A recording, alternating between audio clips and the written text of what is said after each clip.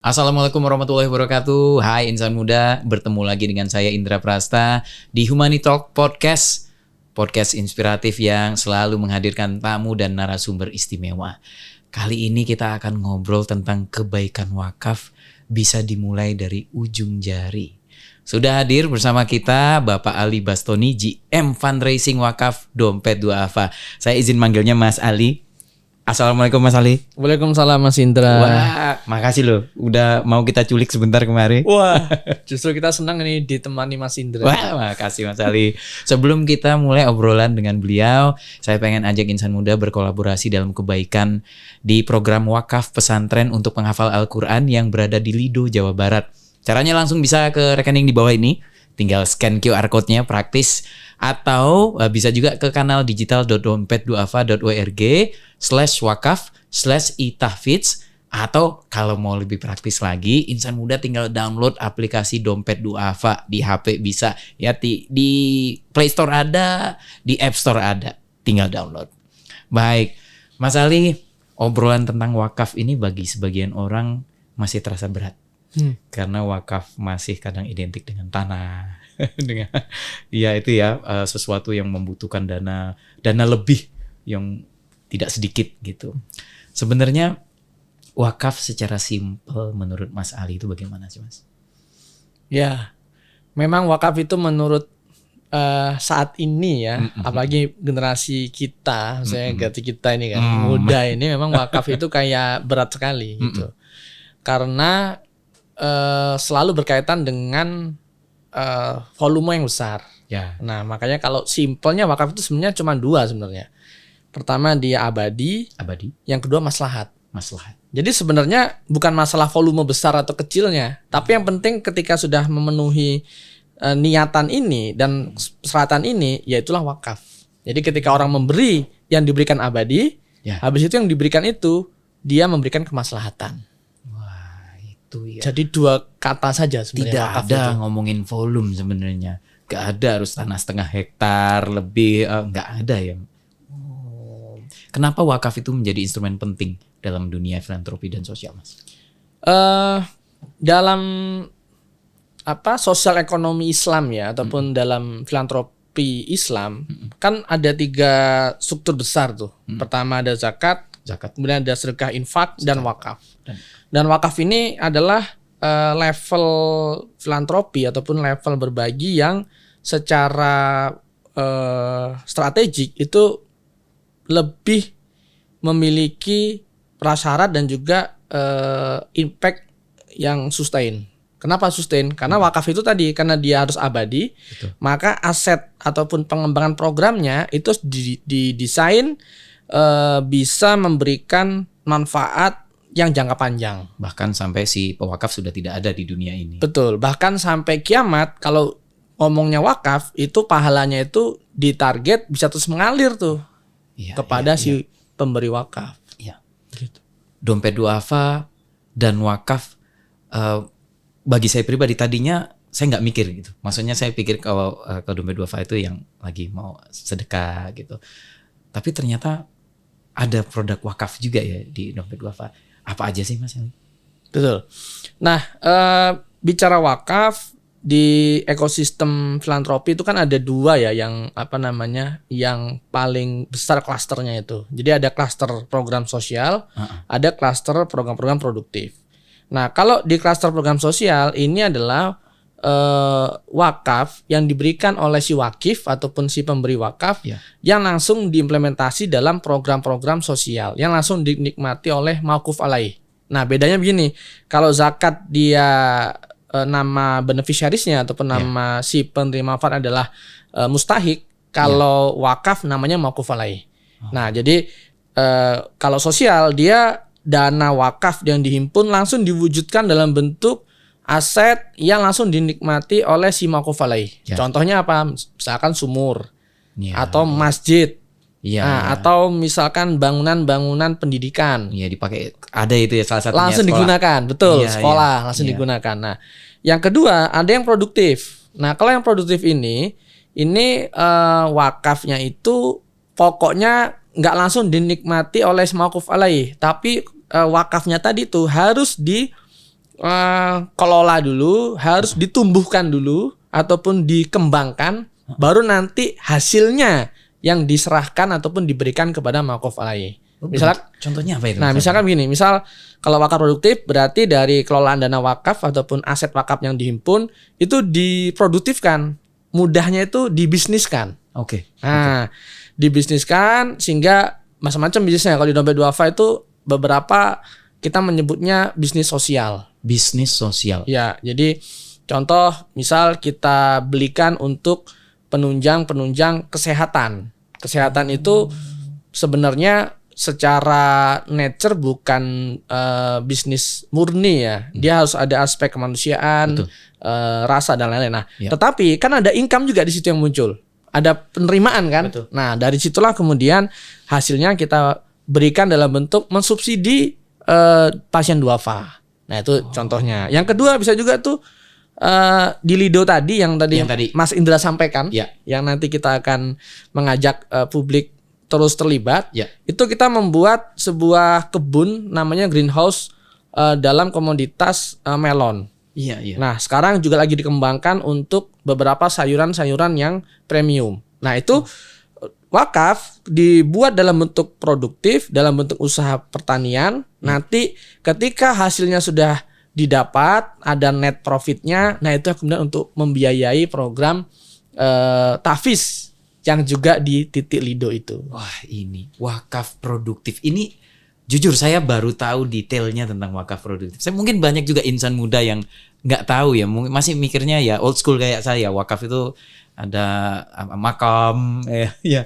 Oh, ternyata seluas itu ya pemanfaatan atau bentuk wakaf ya. Jadi insan muda sesuai dengan judul kita tadi. Kebaikan wakaf itu bisa dimulai dari ujung jari gitu. Prosesnya Mas Ali, pengelolaan wakaf mungkin kita ambil salah satu contoh kasus kayak karena kan beda-beda ya prosesnya ya. Pengelolaan wakaf mulai dari insan muda yang memang ikut ingin berwakaf sampai ke penerima manfaatnya. Itu gimana Mas? Baik. Nah, siklusnya kan kalau di flow berwakaf kan yang pertama yang paling mudah adalah si wakif melihat dulu kira-kira program apa yang dia akan tap in ataupun dia akan terlibat dalam program yang disiapkan oleh si nazir. Nazir itu lembaga yang ngelola wakaf. Dalam hal ini dompet duafa. Dalam hal ini dompet duafa. Nah, setelah nazir menyiapkan program-program dalam bentuk menu dalam beberapa pilar lah ya, ada kesehatan, sosial, ekonomi dan seterusnya itu. Nah, nanti si wakif tinggal memilih kira-kira dia memiliki interest di isu apa. Nah, setelah nanti dia interest di isu itu bisa macam-macam. Kalau dia langsung ingin asetnya digunakan dalam bentuk program, maka dia langsung memilih wakaf melalui uang yang nanti langsung diperuntukkan untuk produk aset yang dibangun. Ataupun misal contoh, untuk membeli alat kesehatan di rumah sakit. Nah, berarti begitu orang berwakaf, uang yang dikumpulkan dalam wakaf itu langsung dibelikan alkes. Nah, itu contoh.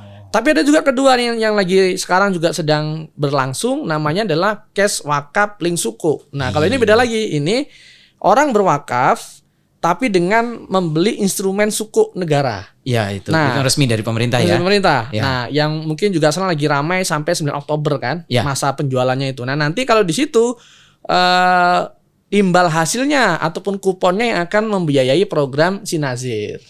Nah, itu setelah itu dipilih, tinggal kita pilih saja mau transaksi pakai channel apa, pakai transfer kah, atau datang ke sini cash, atau melalui DDX. Iya, nanti setelah mereka melakukan pembayaran, dananya dikelola oleh nazir, ya begitu ya, baru sampai ke penerima manfaatnya. Betul. Setelah nazir ngelola dalam kurun waktu tertentu, ya kan, nanti akan ada hitung-hitungan surplus laba. Betul. Nah, itu baru nanti digunakan oleh wakuf alaih. Itu dia insan muda. Jadi ada wakaf melalui uang, ada juga wakaf uang. Betul. Dua hal yang berbeda ya ternyata ya. Wah, ini nambah banyak insight kita ini insan muda. Mas Ali boleh nggak ceritain salah satu contoh wakaf dompet duafa dan bagaimana dampaknya terhadap masyarakat yang sudah berhasil diwujudkan? Ya, kalau saya ingin mengangkat salah satunya tuh wakaf pendidikan. Oke. Nah, kita kira-kira hampir di 5 tahun terakhir itu memiliki kampus ya dengan nama Sekolah Tinggi Ilmu Manajemen ataupun STIM, Studi Bakti. Ini adalah satu tingkatan program wakaf yang kemudian menyasar segmen setelah pendidikan tingkat dasar dan menengah. Jadi kan kalau kita kan udah punya SD, Ya. SMP, Ya. SMA udah punya. Nah, yang PT yang perguruan tinggi kan belum. Nah, Iya. makanya kita 5 tahun terakhir itu kemudian berpikir untuk menginisiasi kampus basisnya wakaf. Nah, alhamdulillah itu sudah berdiri. Dan dari dampak wakaf itu kan kelasnya begini. Mudahnya kalau di pendidikan ya, Iya. dia terjangkau di kelasnya. Nah, karena namanya terjangkau di kelasnya, berarti fasilitasnya oke, perangkatnya baik gitu, tetapi harganya itu sangat terjangkau. Wah, Nah, ini. itu bedanya wakaf dengan skema murni ya gitu, Betul, dengan skema betul. bisnis murni. Nah, Iya. itu juga salah satu bagian dari yang kita miliki. Atau bisa juga misal rumah sakit. Rumah sakit juga banyak tuh yang hari Ya. ini secara manfaat. Contoh di Ahmad Wardi itu rumah sakit kita mata yang ada di Serang itu juga telah memberikan layanan baik pada duafa maupun juga pada umum, Pada umum ya juga. dengan harga yang terjangkau di kelasnya. Luar biasa. Kemarin ada DPS kita namanya Ustadz Wafi, dia menciptakan sendiri nih berobat mata di Ahmad Wardi, harganya itu setengah dari harga rumah sakit mata yang umum. Luar biasa. Nah, itu bedanya kalau wakaf mengelola sebuah unit entitas yang punya manfaat. Wah, ini senang sekali mendengarnya ya. Insan Muda jadi makin tergerak untuk berwakaf lewat dompet duafa. Dan dari cerita Mas Ali tentang yang STIM tadi saya tertarik.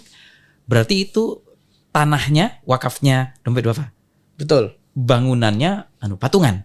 Bangunannya juga dari wakaf. Oh, gitu. Jadi para wakif ikutan hasilnya bangunan itu. Ya, jadi tanahnya sudah arenanya wakaf, kemudian kita kan membangun. Iya. Nah, itu diskematik juga dengan wakaf. Luar Bahkan biasa. laboratoriumnya itu dari hasil CWLS Kes Wakaf Link Suku yang tadi saya sudah mention di awal. Itu dari imbal hasilnya itu jadi laboratorium komputer di sana. keren banget. Ada lagi nggak Mas Ali cerita inspiratif dari penerima manfaat wakaf bersama dompet duafa? Baik. Kalau primanfaat ini yang paling bisa membuat inspirasi tentu sosial ya, paling banyak ya. Iya. Kita telah membangun sumur wakaf itu lebih kurang untuk khusus di tahun lalu saja itu di hampir 60-an ya, lebih kurang tuh 60-an. total ya, cabang dengan pusat tuh. Ya. Dan dari inspirasi ataupun dari pemanfaat yang menerima itu tidak sedikit yang kemudian menyampaikan keberkahannya, kebahagiaannya, sehingga dia bisa menikmati air itu tidak lagi harus menggunakan usaha yang susah lah untuk sebelumnya gitu. Di Yogyakarta itu ada satu sumur wakaf sumur ya. Sebelumnya itu dia harus ngambil air jauh ke sumber mata air gitu, jalan kaki dengan kontur tanah di Gunung Kidul kan. Wah, kontur kebayang itu berbukit-bukit. Nah, kemudian kita membuat instalasi air. Jadi ada sumber mata air, kita bangun sumur, habis itu kita bikin tandonnya besar sekali. Ya. Drumnya itu ya istilahnya itu. Nah, itu besar sekali dan itu kemudian dialiri untuk desa yang ada di sana. Wah, ini jadi benar-benar memberi manfaat. Semoga makin banyak insan muda yang berwakaf bersama dompet duafa. Wah, ini buat Mas Ali pribadi, bagaimana Mas Ali melihat masa depan wakaf di Indonesia dan ininya ya, harapan untuk perkembangan sistem wakaf di Indonesia ke depannya. Baik. Hari ini wakaf ini kalau disejajarkan dengan zakat memang masih kecil size-nya. Baik.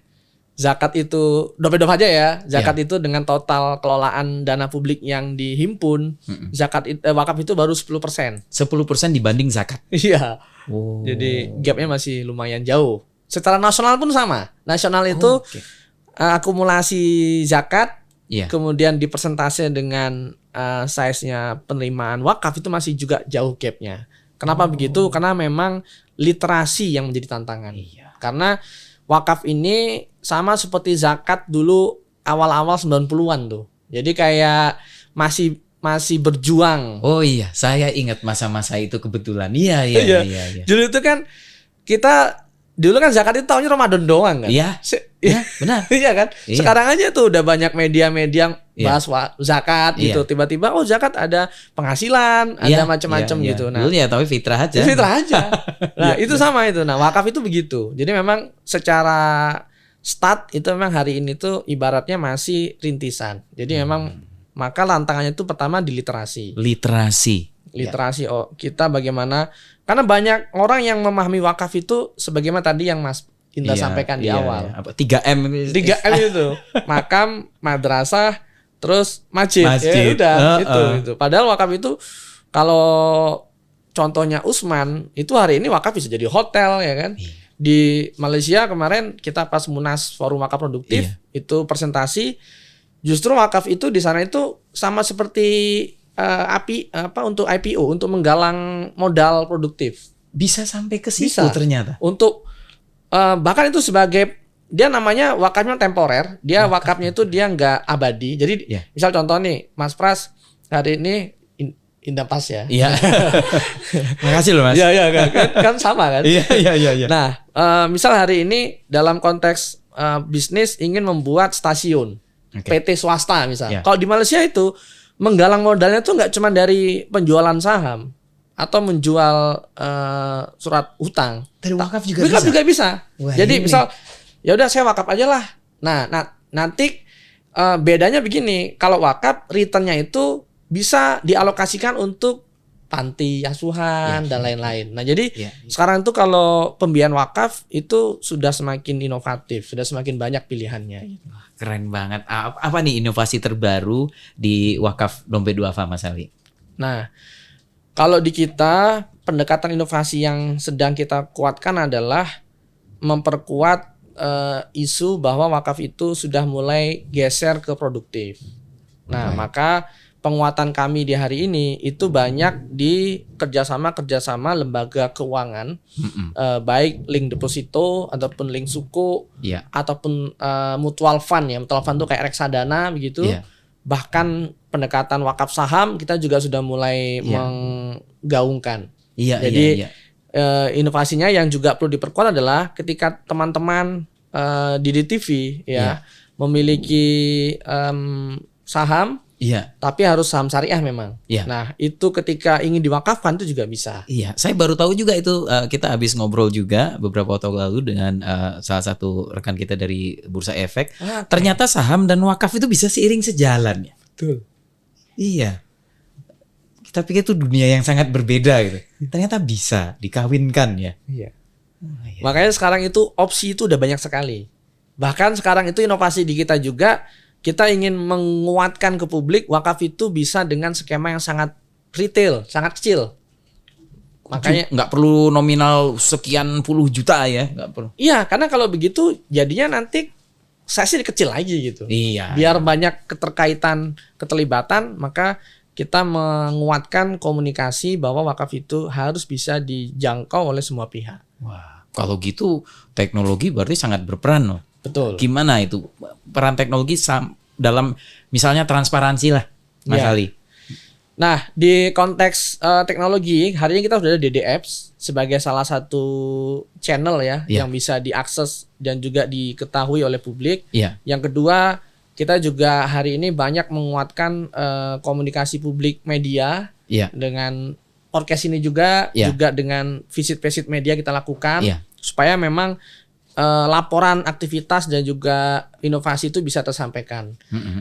Yang terakhir, kita di hari ini juga menguatkan edukasi ya Iya, ke iya. anak-anak muda melalui kampus-kampus. Iya, Ini iya. besok di Unair Iya, kita iya. melakukan edukasi itu supaya memang keterlibatan Gen Z ya terutama Iya, iya. untuk berwakaf itu semakin banyak. Ini memang nih, memang anak muda kalau masa sebelumnya kan milenial ya. Kalau sekarang Gen Z intinya anak muda ya. Sebenarnya intinya anak muda.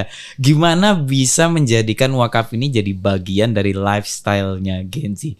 Itu tantangan besar tentunya ya. Ya betul. Memang generasi Z ya, itu kan generasi yang semua masih merintis memang kan. Ya. Mulai dari keuangan, Iya. ya kan, mulai dari kemapanan itu Iya. semua masih merintis gitu. Dan ketika ngomong wakaf itu seolah-olah itu untuk kaum-kaum yang sudah stabil di Iya. semua sisi. Ntar deh umur 40-an. Mungkin gitu ya makin Iya, masih gitu. mikirnya ya. Nah, maka salah satu upaya kita untuk memprogram menjadi gaya hidup berwakaf, maka kita menguatkan dulu bahwa sedekah itu kan sebenarnya hari ini juga menjadi bagian orang yang sering dilakukan. Contoh nih, berbagi untuk makan Jumat misal, ya itu bagus, Ya, betul. sudah. Atau berbagi untuk yang basisnya itu banyak lah ya, traktir ataupun lain-lain. Nah, kita mengajak satu aktivitas berbagi yang juga memiliki efek jangka panjang. Kalau ini kan secara fikih, secara hitungan syariatnya ya. Kalau orang hanya membagi makanan, makanannya habis, pahalanya selesai. Betul. Nah, makanya kalau wakaf ini nih sebenarnya untuk orang yang bersedekah tuh hitung-hitungannya tuh agak tinggi gitu. Jadi dia ngasih tapi untung selama-lamanya. Iya. Nah, itu yang nggak terbatas oleh usia. Itu. Ya, wah, ini ya, insan muda yang merasa masuk di Gen Z atau milenial juga sebenarnya ke semua umur ya sebenarnya ya. Cuma memang benar literasi wakaf ke Gen Z ini tantangan tersendiri ya, Mas Ali ya. Nah, di mana nih para Gen Z bisa mendapatkan informasi lebih lanjut tentang wakaf dompet duafa dan bagaimana sih cara benar-benar buat ikutan gitu? Iya. Kalau cara yang paling mudah untuk usia-usia muda, yaitu tentu pasti menggunakan kanal-kanal transaksi wakaf yang kita miliki. Kita punya link donasi, kita punya DDFs tadi ya, juga bisa melakukan skema transfer, dan juga bisa mengikuti beberapa akun wakafnya dompet duafa tuh, kayak tabung wakaf, IG itu ada tabung wakaf. Tabung wakaf ya. Itu bisa dilihat di sana, atau dalam spesifik informasi itu juga bisa diakses melalui komunikasi-komunikasi di web kita, itu juga diulas tuh. Apalagi ini sekarang kalau dalam komunikasi lembaga dompet duafa sekarang ini masuk di interval peak seasonnya wakaf. Nah, jadi setelah Muharram isu yatim, nah ini isunya wakaf. Nanti akhir tahun kemanusiaan isunya tuh. Meskipun memang di perjalanan ini juga kemanusiaan tetap ada ya, karena masih ada saudara kita di Palestina masih terus berjuang kan. Betul. Nah, jadi itu bisa diakses di sana. Tuh, insan muda yang lagi nonton ini tapi belum download aplikasi Dompet Duafa, coba download dulu. Saya juga begitu download, saya pikir itu aplikasi Dompet Duafa tuh emang ketika kita mau bersedekah ya, ketika gitulah. Tapi ternyata infonya banyak banget di sana. Jadi silakan insan muda ya. Tips dari Mas Ali untuk berwakaf untuk insan muda yang nonton. Iya, baik. Terutama buat yang belum pernah. Iya. Baik. Kalau tipsnya yang pertama adalah kita harus sudah mulai menabung untuk akhirat kita. Nah, menabung akhirat kita ini saya yakin teman-teman sudah memiliki niat dan juga memiliki tabungan juga secara kesadaran pribadi. Tapi ada satu hal yang ingin saya berikan tips, bahwa kalau bisa akadnya tuh selain yang zakat udah pasti tuh wajib. Kalau nyampe nisab ya. Infak juga itu menjadi gaya yang harus terus dipertahankan. Tapi kalau bisa ada yang akadnya tuh wakaf. Karena kalau akadnya wakaf, ini berarti tabungan yang secara ajaran kenabian kita Islam itu menjadi harta yang akan abadi selama-lamanya. Amin ya Allah, amin. Dan bahkan nih kalau lihat teman-teman di skema internasional ya, itu orang mengenalnya itu endowment fund kan, dana abadi. Berarti ini adalah sedekah yang cerdas. Kenapa? Karena dengan bersedekah, tapi sedekahnya itu abadi gitu. Itu dia. Selama-lamanya itu insya Allah akan terus memberikan manfaat dan akan dijaga oleh si nazir. Sedekah abadi. Selalu ada kali pertama untuk semua hal, termasuk untuk berwakaf.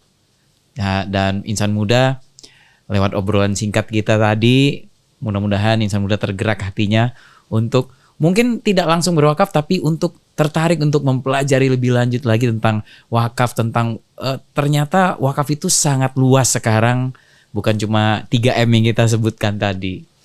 Mas Ali, makasih banget untuk obrolannya ya. Sama-sama. Sebenarnya masih banyak banget yang bisa kita ulik ya. Mudah-mudahan nanti di lain kesempatan ya Mas Ali. Sama.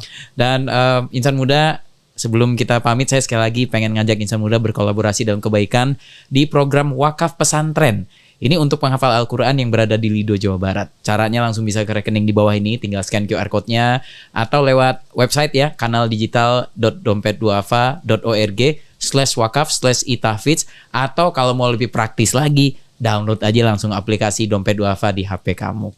Usai sudah perjumpaan kita hari ini, mudah-mudahan ada hal baik yang bisa kita petik. Kami mohon maaf kalau ada salah-salah kata. Indra pamit, Mas Ali pamit. Assalamualaikum warahmatullahi wabarakatuh.